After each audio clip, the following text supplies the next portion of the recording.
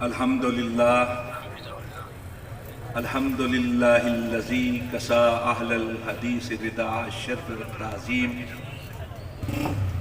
وعالی ذکرہم ورفع شانہم فی کل اقلیم وخصہم من بین حملۃ الشرع بمزید التشریف والتکریم والصلاة والسلام علی امام اہل الحدیث سید الابرار وآلہ الطیبین الاطہار وصحابتہ المہدیین الاخیار اما بعد فاعوذ باللہ من الشیطان الرجیم اتبعوا ما انزل الیکم من ربکم ولا تتبعوا من دونہ اولیاء ما اہل حدیثیم دگارا نہ شناسیم صد شکر کے در مذہب ما ہیلا و فنیست اہل الحدیث ہمو اہل النبی وَإِن لَّمْ يَصْحَبُوا نَفْسَهُ فَأَنفَاسُهُمْ صَحَبُوا اہل الحدیث اصحابۃ الحق فازوا بدعوت سید الخلق ما اہل حدیثیم دغارا نہ شناسیم با قول نبی چونو چرا نہ شناسیم اہل دل اہل نظر اہل خبر اہل حدیث کشور وحدانیت کے تاجور اہل حدیث خضر منزل رہروان صدق و صفا حاملین سنت خیر البشر اہل حدیث گمراہی کے ہر دور میں ظلمت کے ہر آہت میں رہے باطل کے خلاف سینہ سپر اہل حدیث آج کی یہ کانفرنس ایک خاص موضوع پر منعقد کی جا رہی اور وہ موضوع اسلام کی اور دین کی بنیاد کی حیثیت رکھتا ہے کم و بیش 1,24,000 نبی اور رسول تشریف لائے حالات کے تقاضوں کے مطابق ان کی نبوت و رسالت میں اللہ کی طرف سے ترامیم ہوتی رہی لیکن بہرحال بنیاد ایک ہی رہی اور وہ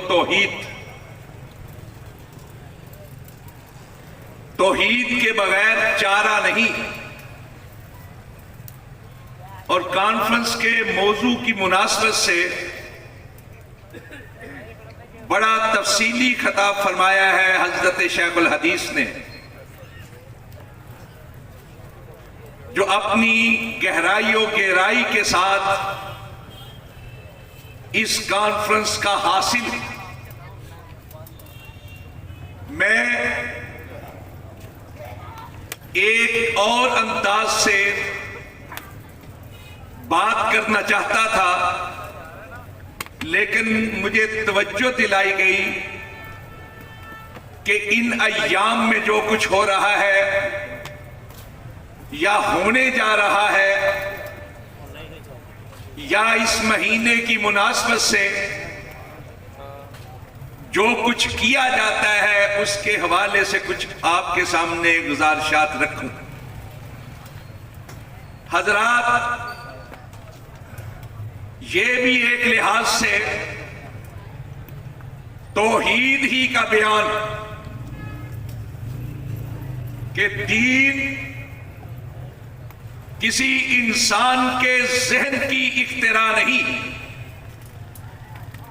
کسی انسان کی مرضی کو دین کا نام نہیں دیا جا سکتا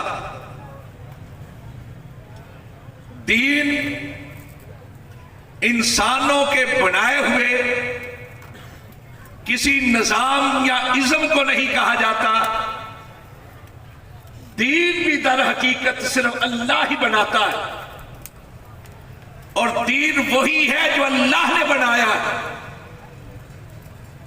اللہ کے بنائے ہوئے نظام حیات سے ہٹ کر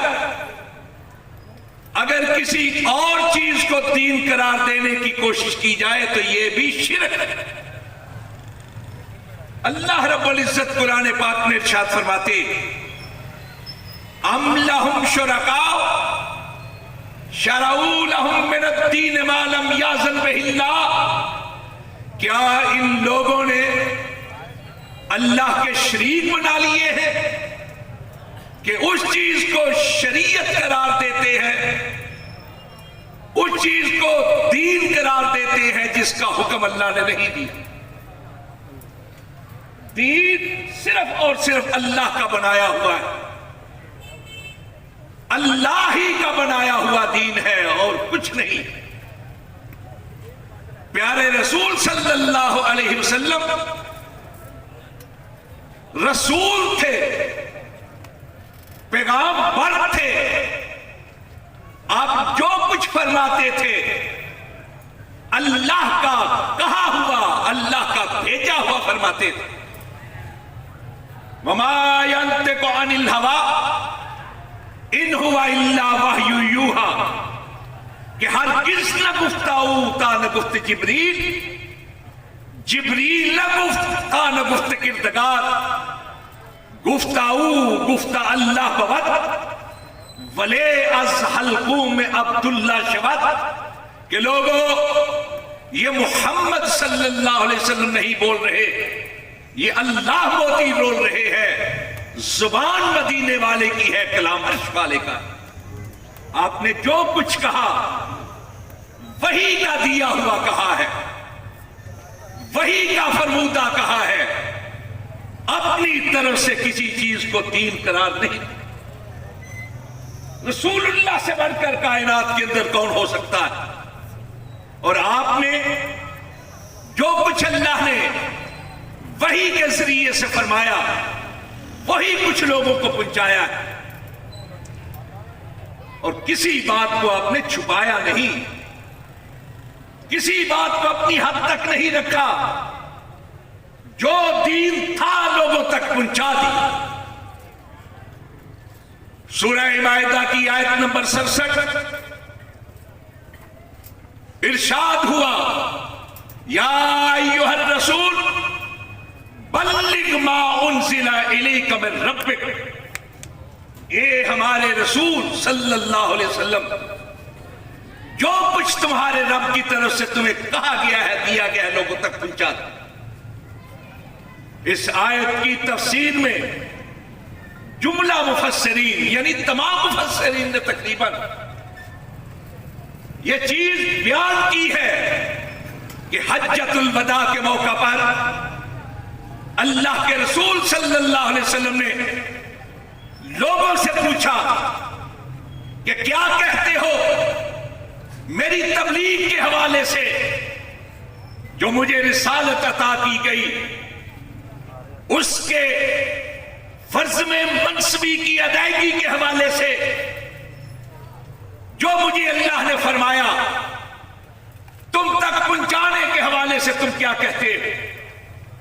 تو لوگوں نے بیک زباں کہا نشہد انک قد بلغت وادیت منصحت، ہم گواہی دیتے ہیں کہ آپ نے اچھے طریقے سے پہنچا دیا، آپ نے حق ادا کر دیا، آپ نے خیر خواہی کا حق ادا کر دیا۔ کوئی چیز اللہ کے نبی نے اپنے پاس نہیں رکھی، سب کچھ جو اللہ نے فرمایا لوگوں تک پہنچا دیا۔ حضرت ام المومنین حضرت عائشہ صدیقہ صادقہ مصدقہ طیبہ طاہرہ طاہرہ رضی اللہ تعالیٰ عنہ روایت فرماتی کہ سونے نبی نے ارشاد فرمایا ما ترکت شیئا مما امرکم اللہ بہی الا وقد امرتکم بہی ولا شیئا مما نہاکم اللہ عنہ الا وقد نہیتکم عنہ، لوگو میں نے کوئی ایسی بات نہیں چھوڑی جس کے کرنے کا رب تمہیں حکم دینا چاہتا اور میں نے تمہیں حکم نہ دیا، اور کوئی ایسی بات نہیں چھوڑی جس سے اللہ منع کرنا چاہتا اور میں نے منع نہ کیا۔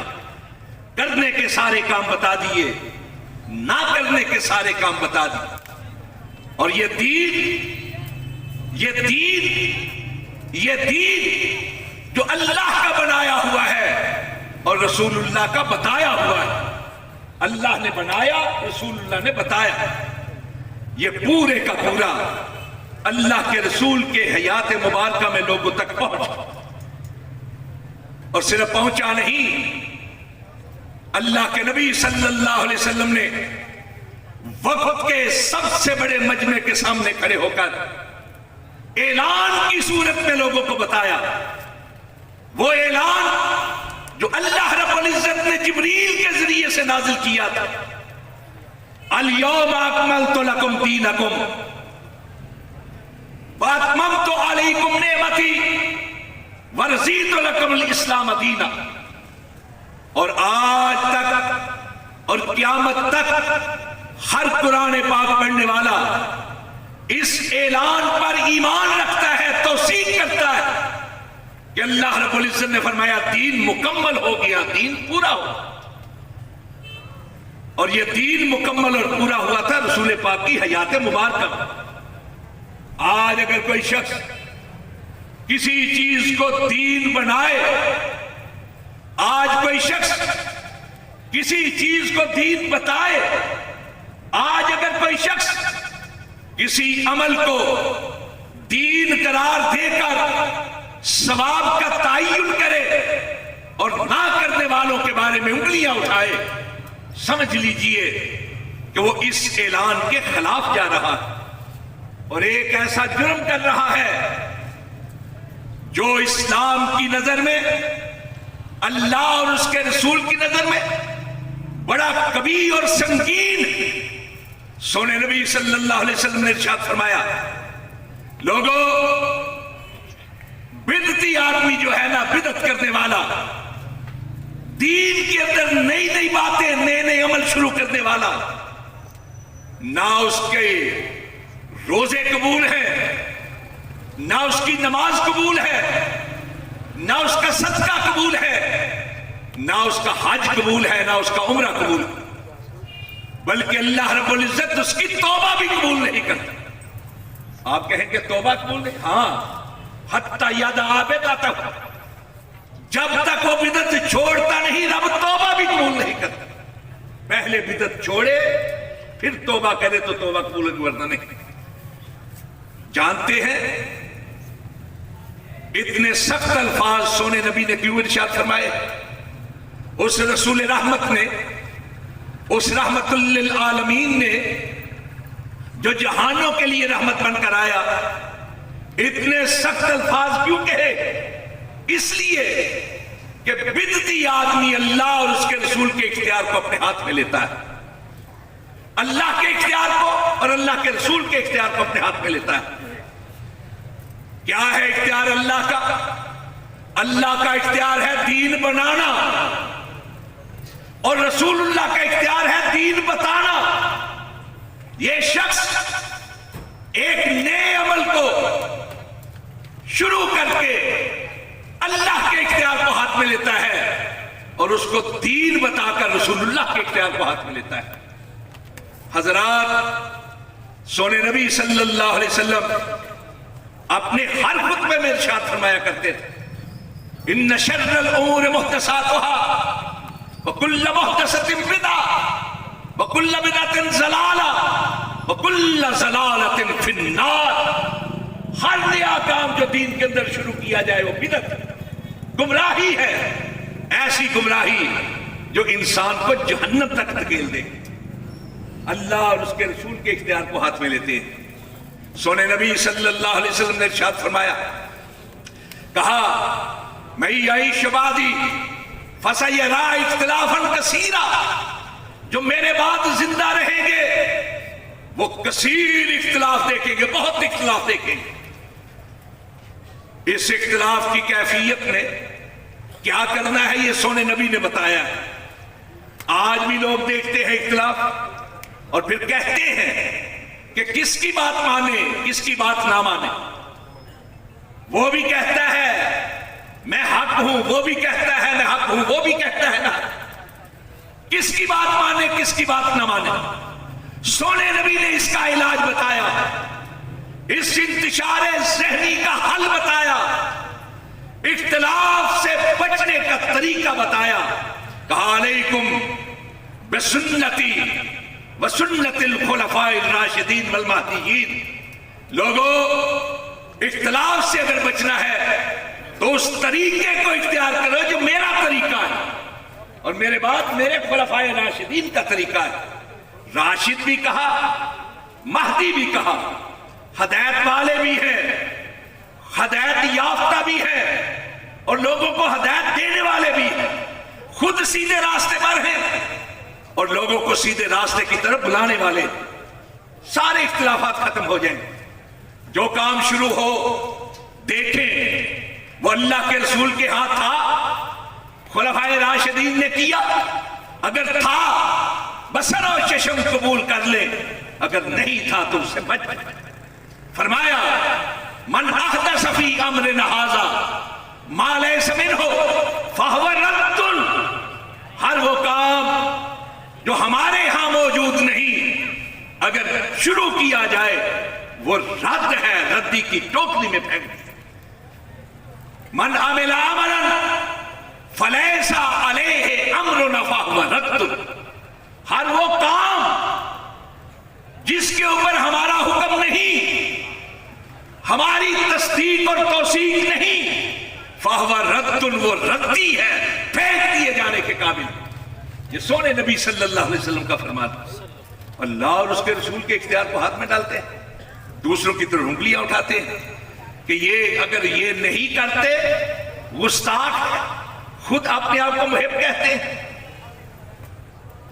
مجھے بتائیں، ہمارے بزرگ ایک مثال دیا کرتے تھے بدعت سے بچنے کے حوالے سے کہ ہمارے ہاں نوٹ ہے، ایک نوٹ جو پاکستان کے اسٹیٹ بینک سے جاری ہوتا ہے، جس پر گورنر اسٹیٹ بینک کے دستخط ہوتے ہیں، جب تک حکومت چاہے تب تک وہ سکہ چلتا ہے بازار کے اندر، جب نہ چاہے وہ سکہ روک دیا جاتا ہے۔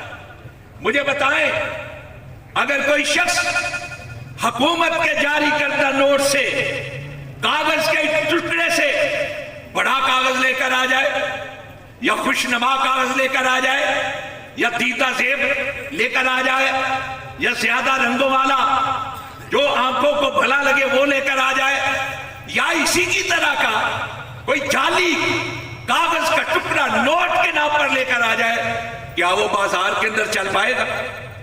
بتائیں، چل پائے گا؟ بنانے والا بھی مجرم، چلانے والا بھی مجرم، اور جس کے پاس سے برآمد ہوگا وہ بھی مجرم۔ حضرات، دین کے بازار میں وہی سکہ چلے گا جو مدینہ سے جاری ہوا، جس پر مدینے والے کی مہر لگی ہے، اور کوئی سکہ دین کے بازار میں نہیں چل سکتا، کتنا ہی بھلا کیوں نہ ہو، کتنا بھی بہتر کیوں نہ ہو۔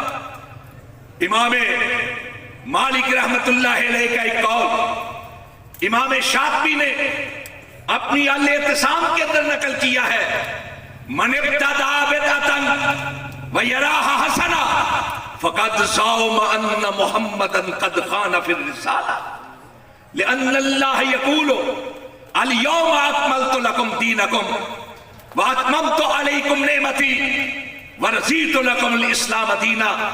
کہتے ہیں اگر کوئی شخص بدعت جاری کرے، دین کے اندر نیا کام شروع کرے اور پھر اس کو اچھا بھی سمجھے، گویا خاکم بدہن معاذ اللہ وہ اس بات کا اعلان کر رہا ہے کہ تھا تو یہ دین لیکن رسول اللہ نے اس کو چھپا لیا معاذ اللہ، اس لیے کہ اللہ نے اعلان کیا الیوم اکملت لکم دینکم، کہ دین مکمل ہو گیا ہے، دین پورا ہو گیا ہے۔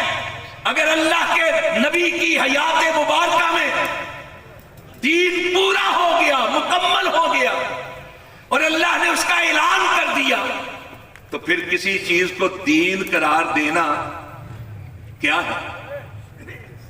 حضرات، امام مالک کے الفاظ ہیں جو امام شافعی نے نقل کیے تھے۔ میں آپ سے پوچھتا ہوں، کیا ہے عقیدہ ختم نبوت؟ کیا ہے ختم نبوت؟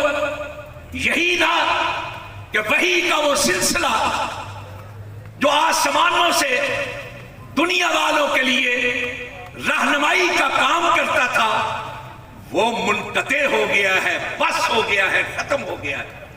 تمت کلمت ربک صدق وعدل، آسمانوں سے جو رہنمائی نازل ہوا کرتی تھی وحی کی صورت، وہ بس ہو گئی ہے، بند ہو گئی۔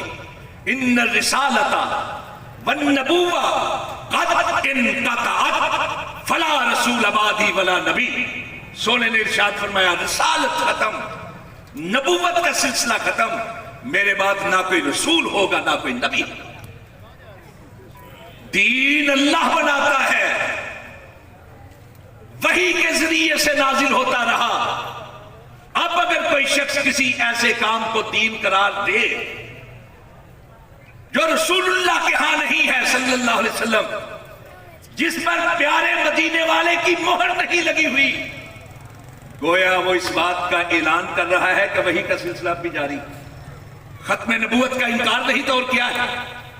میں نے جو آیہ مبارکہ کا ایک حصہ آپ کے سامنے تلاوت کیا ہے، اتبعوا ما انزل الیکم من ربکم ولا تتبعوا من دونہ اولیاء۔ اللہ رب العزت فرماتے ہیں، صرف اس چیز کی پیروی کرو، اس چیز کی اتباع کرو جو تمہارے رب کی طرف سے تم پر نازل کی گئی، اس کے علاوہ کسی اور چیز کی پیروی نہیں کرو، اس کے علاوہ کسی اور چیز کی اتباع نہیں کرنی۔ حضرات، جو آسمانوں سے نازل ہوا ہے صرف اس کو ماننا ہے۔ اور آسمانوں سے کیا نازل ہوا ہے؟ آسمانوں سے رب کی طرف سے کیا چیز آئی ہے؟ ہماری طرف کیا نازل ہوئی ہے؟ وحی آتی رہی ہے نا۔ اور وحی کی دو ہی قسمیں ہیں، وحی جلی یا وحی خفی۔ وحی جلی قرآن پاک کی صورت میں، اور وحی خفی سونے نبی صلی اللہ علیہ وسلم کی احادیث کی صورت میں۔ اما عائشہ صدیقہ رضی اللہ عنہا سے ایک سوال کیا، کسی ایک شخص نے نہیں کیا۔ اگر آپ کتب کا مطالعہ کریں، کئی لوگوں نے سوال کیا، ایک ہی قسم کا سوال، اور اماں نے سب کو ایک ہی قسم کا جواب دیا۔ سوال کیا تھا؟ اماں، سونے نبی کے اخلاق کیا تھے؟ آپ کی عادات کیا تھی؟ آپ کی بود و باش کیا تھی؟ آپ کا رہن سہن کیسا تھا؟ آپ کے معاملات کیا تھے؟ آپ کی عبادات کیا تھی؟ کیا تھا آپ کا طرز حیات؟ کیا تھا آپ کا لاہ عمل؟ اماں نے ایک ہی جواب دیا، کیا تم قرآن پاک نہیں پڑھتے؟ کان خلقہ القرآن، اگر قرآن پاک پڑھتے ہو تو جان لو سونے نبی کی زندگی وہی تھی جو قرآن پاک میں، چلتا پھرتا قرآن، قرآن ناطق، قرآن پاک کی مجسم تفسیر، قرآن پاک کی مجسم تفسیر۔ اگر کسی کی زندگی ہے تو سونے مدینے والے کی زندگی ہے۔ اور اگر ہم یہ کہیں کہ وحی کی دونوں قسمیں اگر کسی کی ذات پر جا کر یکجا ہو جاتی ہے تو وہ آمنہ کے لال کی ذات ہے، مدینہ کے تاجدار کی ذات، اس کے علاوہ کسی اور کی ذات نہیں۔ اس لیے وہی کچھ کرو جو سونے نبی نے فرمایا ہے، کوشش کرو کہ آپ کی پیروی کریں، لیکن آپ سے آگے بڑھنے کی جسارت نہ کیجیے۔ لا تقدموا بین یدی اللہ ورسولہ، آپ کے پیچھے پیچھے چلیں، اس میں اگر کمی ہے، کوتاہی ہے، اس کو پورا کرنے کی کوشش کریں۔ خبردار، نبی سے آگے نہیں بڑھنا۔ اور یہ آگے بڑھنا ہے کہ جو بات اللہ کے نبی نے نہیں کہی وہ کر دیں، اور نہ صرف کریں، نہ کرنے والوں کی طرح انگلیاں اٹھائیں۔ آنے والے دنوں میں جو کچھ ہوگا آپ دیکھیں، سال کے بعد ایک دن محبت جوش مارتی ہے۔ کیا اللہ کے رسول صلی اللہ علیہ وسلم کی محبت کسی دن کی محتاج ہے، کسی گھڑی کی محتاج ہے، چند لمحات کی محتاج ہے؟ اور اس میں بھی کیفیت کیا ہوتی ہے؟ ہنگامہ ہاؤ ہو کے بعد پہلے بھی بھولے ہوتے ہیں نبی کی باتوں کو، بعد میں بھولے ہوئے ہوتے ہیں۔ سارا سال کم تولتے ہیں، کم ناپتے ہیں، کم ماپتے ہیں، جھوٹ پر جھوٹ بولتے ہیں، لوگوں کا حق غصب کرتے ہیں، لوگوں کی تنقید کرتے ہیں، ان کی پاک پوتر چادروں پر داغ لگاتے ہیں۔ ایک دن کے لیے جوش مارتی ہے، اور اس دن بھی کیا ہوتا ہے کہ جلوس نکلتے ہیں مسجدوں کے سامنے بھی، لیکن ایک مسجد سے اذان کی آواز بلند ہوتی ہے، سونے مدینے والے صلی اللہ علیہ وسلم کی آواز بلند ہوتی ہے۔ کتنے لوگ ہیں جو جلوس میں سے سونے کی آواز پر لبیک کہتے ہوئے مسجد کی طرف جاتے ہیں؟ وہ غالب نے کہا تھا، یا شب کو دیکھتے تھے کہ ہر گوشائے نشاط دامان باغباں و کفے گل فروش ہے، جو صبح دم دیکھیے آ کر بزم میں، نے وہ جوش و خروش نہ وہ سوز و ساز ہے،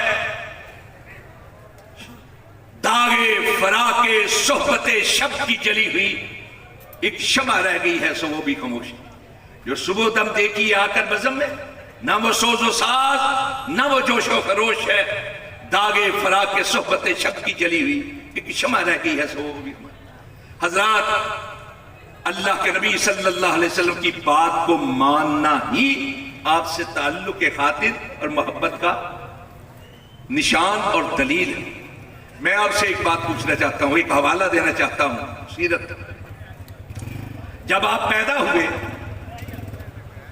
جب آپ کی ولادت ہوئی، سب سے پہلے اس کی خوشی کس نے منائی تھی؟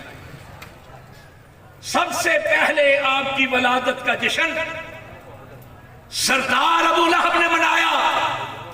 بخاری کی روایت، جس لوڈی نے جا کر اطلاع دی اسے آزاد کر دیا۔ بعض روایات کے مطابق ہار بھی انعام میں دیا۔ یہی ابو لہب سگا چچا بھی تھا، سانجی دیوار کا ہمسایہ بھی تھا۔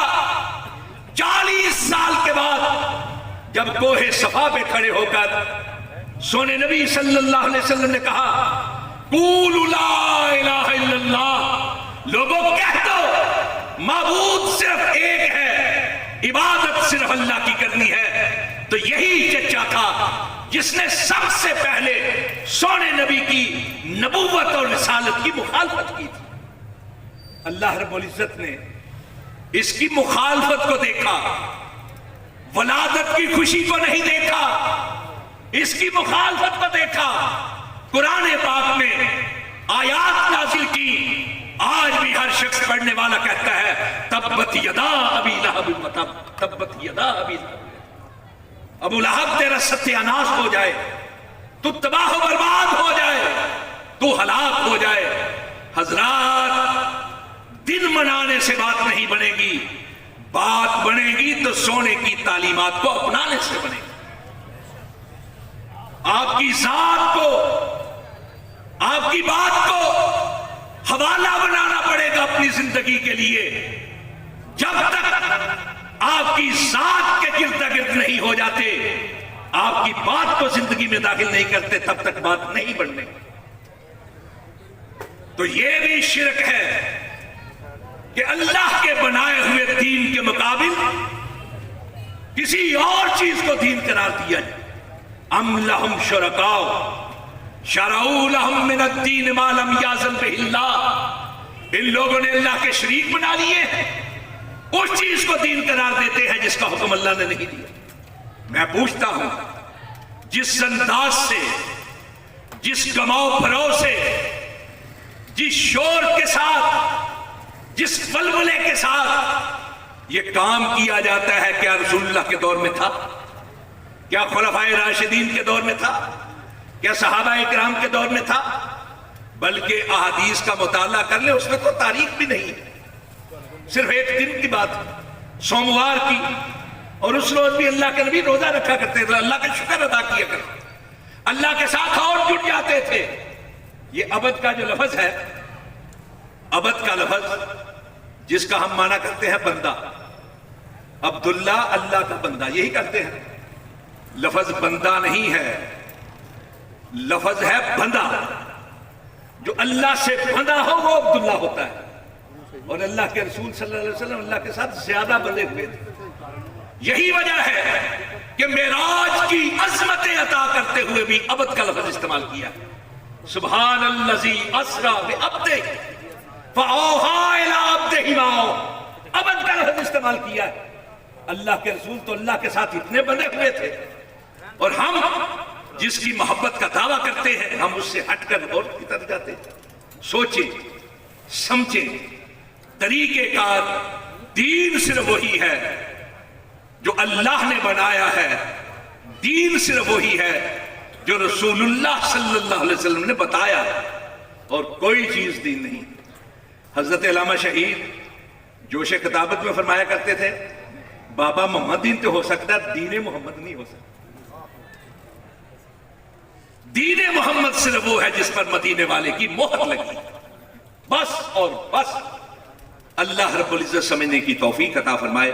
واقول قولی ھذا استغفر اللہ لی ولکم اجمعین۔